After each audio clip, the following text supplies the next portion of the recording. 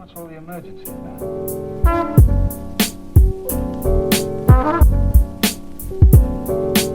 You have no idea how much I missed to just chat with you like this. I haven't done a Sunday video for ages, I feel, and I really miss it. And you interrupt this beautiful moment. You stupid phone. Okay, I just turned it off. For those of you who don't follow me on any other social media than YouTube, you might get a little confused about what happened with my hair. Long story short, do you get it? I cut it, I dyed my hair this color, and I feel very comfortable with it, and I really like it, and it's way better than before. My hair was just annoying me all the time, and I wanted to have short hair for such a long time, and finally I jumped over my shadow. Can you say that? This is kind of German way to say it. We say I jumped over my shadow. I don't know if this is valid in English, so please tell me if I am wrong, but then I did it. Okay, I get off topic.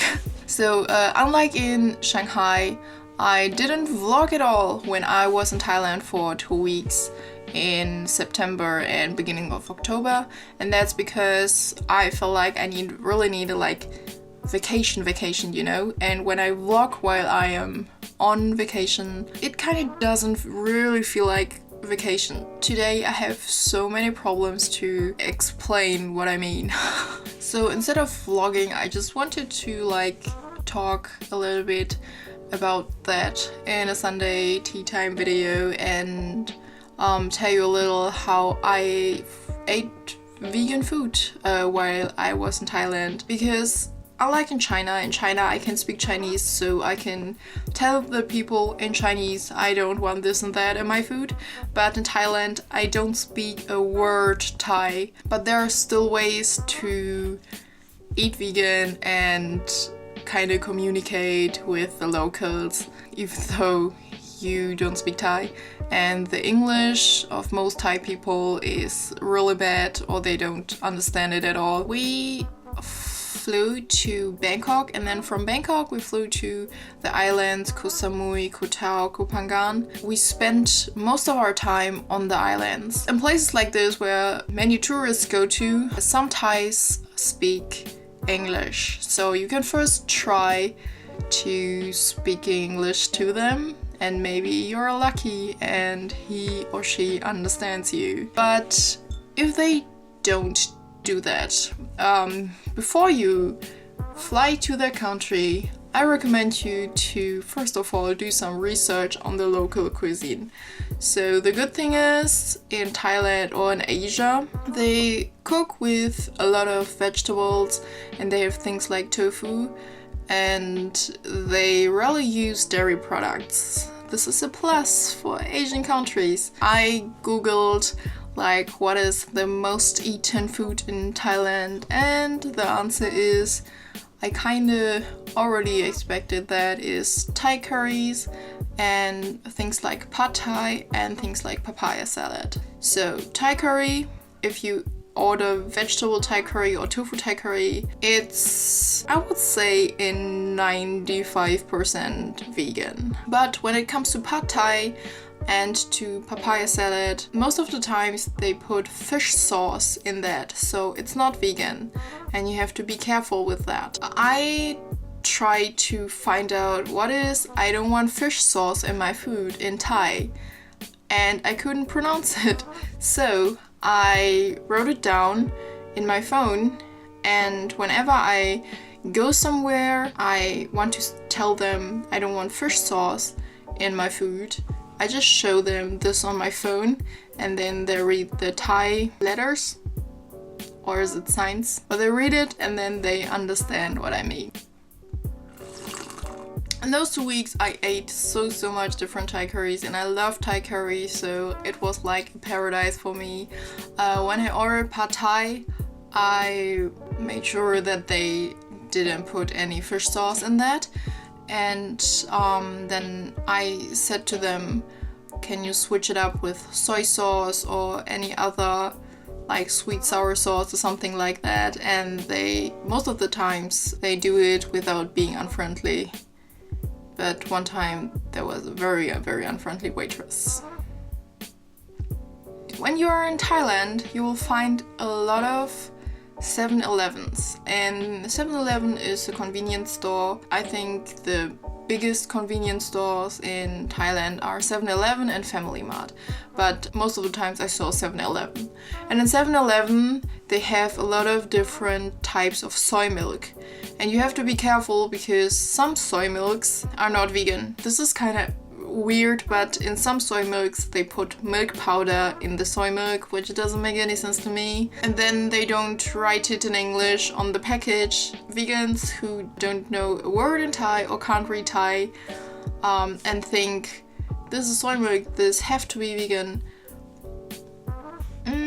But there's one trick I found out which really ensures me that this soy milk is vegan, and that's called J Foods. I don't know if I pronounce it right, but there's a little sign on the package of soy milks which looks like a red and yellow 17. And when you see this sign on any food, not only soy milk, you can be 100% sure that this is vegan. This J Foods thing has to do with something religious. If you see that 100% vegan, and you can drink it or eat it without thinking about it and just enjoy it. I also ate a lot of different fruits in Thailand because the weather is perfect for that, and they have a lot of very cool fruits I can't get here in Germany because it's too cold or it's too expensive because it's all imported. Some fruits I highly recommend, not durian. For me, durian tastes like rotten mango. You can try it, but I personally don't like it.